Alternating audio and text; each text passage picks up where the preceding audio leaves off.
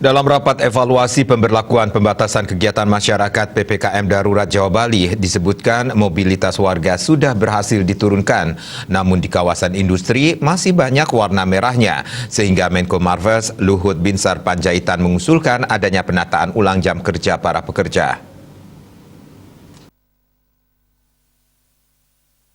Ia menyadari bahwa pemberlakuan pembatasan kegiatan masyarakat darurat Jawa Bali mulai 3 hingga 20 Juli 2021 berdampak signifikan pada pengusaha hingga pekerja. Namun ia menilai ini merupakan ujian bersama, memang pengusaha merasakan berat di masa PPKM darurat ini, pekerja dan pemerintah turut merasakannya. Namun semua pihak diharapkan yakin bisa melewati ujian bersama ini karena strategi recovery yang diterapkan ini sudah tepat dan terbukti ada perbaikan negatif rate pasien COVID-19.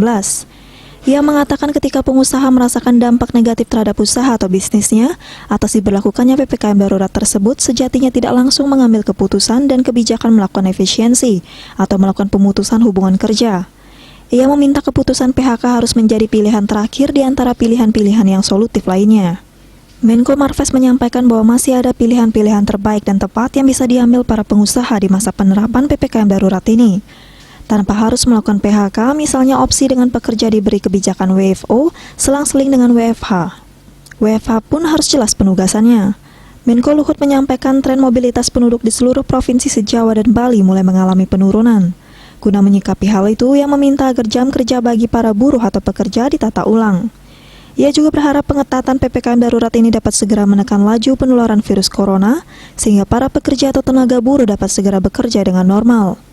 Menko Luhut juga mengusulkan kepada Menteri Tenaga Kerja agar menerapkan mekanisme sehari kerja, sehari di rumah.